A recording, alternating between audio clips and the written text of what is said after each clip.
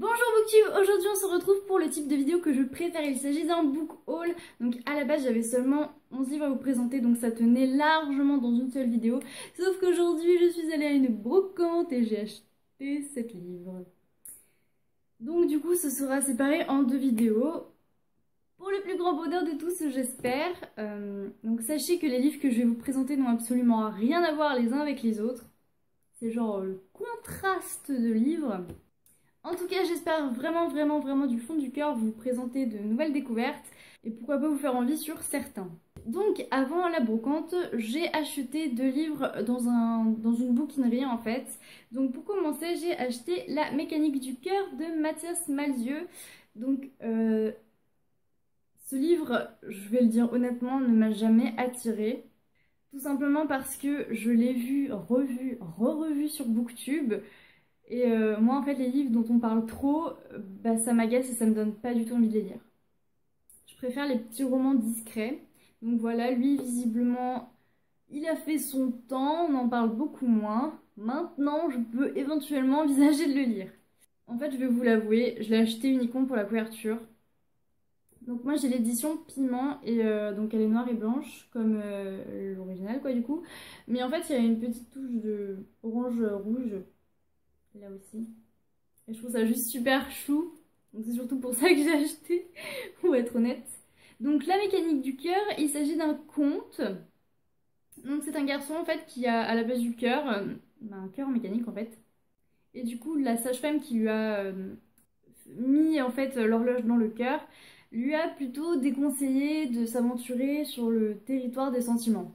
Donc ça a l'air d'être plutôt mignon. Mais je redoute un petit peu cet effet un petit peu cucu, un petit peu gnangnan parce que j'ai absolument horreur de tout ce qui est trop romantique et tout ça. Donc je ne sais pas trop, nous verrons bien. Le deuxième et dernier livre que je me suis acheté dans cette bouquinerie, il s'agit de Shutter Island de Denis Lehane. Donc comme vous le voyez, il est un petit peu abîmé, légèrement, ça va. Alors ce livre-ci en fait, c'est aussi une grande surprise parce que justement c'est le genre de livre que je n'achète pas et que je ne lis pas. Mais j'avais pour objectif de sortir avec un livre de cette bouquinerie et je sais pas en fait, je sais pas, j'ai eu une pulsion et je me suis dit bon bah vas-y, go.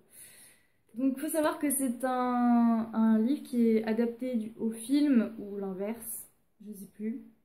En tout cas sachez que j'ai vu le film quand j'étais petite et que ça m'a traumatisée. Vraiment. Donc je ne me souviens absolument pas de l'histoire, je me souviens juste des images les plus horribles. Du coup, ma pulsion m'a dit, eh bah go, tu te souviens plus du film, ça t'a traumatisé, bah essaye de le lire en livre. Voilà, donc en fait, ça se passe dans un hôpital pour assassins. Il y a une femme qui n'est pas dans sa cellule, en gros, qui n'est pas présente dans l'hôpital. Et du coup, il va y avoir une espèce d'enquête ou je sais pas trop quoi.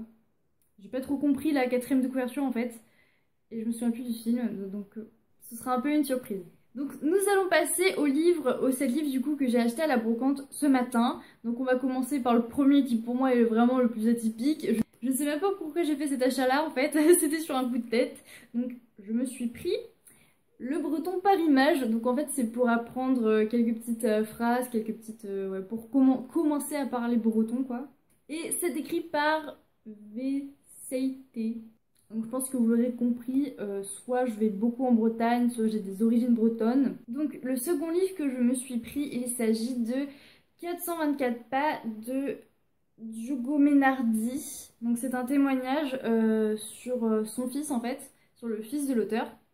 Donc en fait l'hôpital a laissé en gros paralyser l'enfant de l'auteur, donc Tito, qui a été paralysé, qui du coup à la naissance et du coup qui a des difficultés à marcher.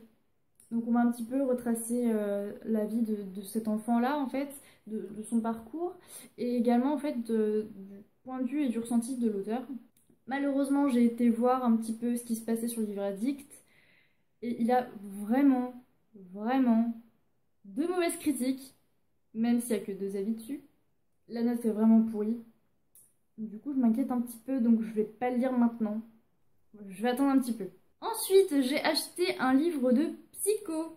Oui, j'ai réussi à en trouver un. Donc il y a quelques temps j'avais acheté un livre qui s'appelait, qui était en fait un manuel pour les personnes phobiques en fait, mais ça n'aidait pas les personnes, ça, disons, c'était juste un accompagnement quoi. Donc pour moi c'était, disons, assez une déception. C'était pas terrible, c'était pas ce que j'attendais. Donc du coup là j'ai trouvé les rituels de l'angoisse. Comprendre les tocs et les phobies, du coup c'est écrit par Maryvonne Leclerc. Donc du coup je l'ai feuilleté un petit peu, donc on va avoir les définitions et tout ça, on va avoir des conseils et on va avoir des témoignages en fait de personnes qui sont phobiques. Et j'ai vu également que ce livre était centré sur quelques phobies, enfin il nous donnait quelques exemples de phobies, donc j'ai vu qu'il y avait les phobies de l'avion, phobies de l'ascenseur et tout ça. Donc c'est super sympa je trouve de pouvoir se renseigner là-dessus. Parce que je vais être honnête, les phobies, c'est quelque chose qui m'intéresse beaucoup. Donc ensuite j'ai acheté un livre pensant que c'était un livre lié à la psychologie. Donc du coup je n'en sais absolument rien. J'ai vu sur Livre Addict que c'était de la sociologie pratique. J'ai pas trop compris ce que ça venait faire avec le thème du livre, mais bon. Donc il s'agit de Alice au pays du langage de Marina Yigelo. Donc j'ai pris ce livre en fait pensant que c'était un livre lié à la psychologie linguistique, parce que oui, en psychologie, on fait aussi de la psycholinguistique. Du coup, je me suis dit que comme j'étais absolument nulle en linguistique, plutôt que ça m'intéressait pas, et que je ne retenais pas forcément vu que ça ne m'intéressait pas, ben, je me suis dit que pourquoi pas justement en profiter. Maintenant, le feuilleton, je sais pas trop parce que j'ai absolument rien reconnu de ce que j'ai vu en cours. Donc si ça se trouve, ça n'a absolument rien à voir avec ce que je m'imagine. Mais bon, sait-on jamais. Donc nous arrivons à nouveau sur un livre assez étrange, mais qui m'intéresse beaucoup. J'en ai déjà un d'ailleurs. Il s'agit de ABC, de la numérologie, écrit par Jean-Daniel Fermier. Donc en gros, pour ceux qui ne savent pas, en gros la numérologie c'est un petit peu les chiffres enfin vos chiffres en fait, vos chiffres karmiques, vos chiffres tout ça. Tous les chiffres en fait qui vont désigner un petit peu, qui vont résumer votre vie en fait, qui vont résumer donc là visiblement votre avenir j'y crois pas trop, qui désigne un petit peu ce que vous êtes par les chiffres. Donc j'ai déjà un livre de numérologie, je l'ai utilisé une seule fois. Et j'ai pas été jusqu'au bout parce que c'est très très long de faire son portrait de numérologie. Voilà, je me dis pourquoi pas, lui il a l'air super, j'ai vu qu'il était vraiment complet, enfin... Oui, plutôt complet, voilà, il y a des petits exemples et tout ça. Moi je me dis pourquoi pas. Donc je me dis, j'aime la numérologie et le jour où je vais me lancer, je sais que je pourrais pas m'arrêter quoi.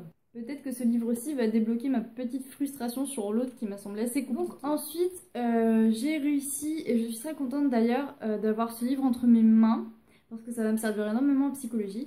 Il s'agit de L'enfant du silence, écrit par Françoise Salomon. Donc en fait, ça retrace un petit peu l'histoire de la schizophrénie. Donc la schizophrénie qui est une maladie mentale, qui est quand même pas mal abordée en psycho. Voilà, il me fallait absolument un livre sur la schizophrénie et je suis super heureuse d'en avoir enfin un entre mes mains. Donc je ne sais absolument pas si ça retrace l'histoire de l'auteur, je ne sais pas du tout si elle est schizophrène, je n'en sais rien du tout. En tout cas, tout ce que je sais, c'est que derrière, il y a écrit que ce roman était inspiré de son expérience et des témoignages qu'elle a recueillis. Donc si c'est inspiré de son expérience, je ne sais pas si elle est elle-même schizophrène ou si justement... Son expérience, c'est d'avoir vu et aidé des personnes schizophrènes. Je ne sais pas du tout. En tout cas, ça m'a l'air fort intéressant. Et voilà, je pense que je vais apprendre énormément de choses et pouvoir enfin me faire genre un vrai visage de la schizophrénie. Nous arrivons donc au dernier livre qui est pour moi le plus bizarre de tout ce que j'ai acheté en fait. Il s'agit de Encyclopédie des arts divinatoires. Donc c'est un collectif. Donc j'ai acheté ce livre tout simplement parce que ça m'intéresse beaucoup tout ce qui est ésotérisme, tout ce qui est divination en fait. Je sais que ça intéresse peu de personnes parce que pas mal de gens n'y croient pas. Je sais même pas moi-même si j'y crois en fait. Je l'ai pas acheté parce que j'y crois, je l'ai plutôt acheté par curiosité parce que j'adore tout ce qui est significatif. Et ça m'intéresse beaucoup en fait. Cet univers m'intéresse beaucoup, mais ça ne veut pas dire que j'y crois. Je ne me pose pas la question, je n'ai pas réfléchi à la réponse, je ne sais pas. Pour moi ça reste un grand mystère. En tout cas, cet univers m'intéresse beaucoup, donc du coup dans ce livre en fait on va voir un petit peu, on va voir plusieurs domaines de la divination. Donc on a les runes, la cartomancie, la chiromancie, la numérologie, donc les prémonitions, l'astrologie chinoise, le Yi King, je ne sais pas ce que c'est, le pendule, le thème astral et le tarot de Marseille. Donc voilà, j'espère que ce book haul absolument bizarre, c'est le plus bizarre que j'ai fait d'ailleurs, vous a plu. Je vous fais plein de gros bisous et le prochain book haul arrive d'ici 2 semaines. J'ai super hâte de vous présenter mes autres livres. Je vous fais plein de gros bisous. Salut!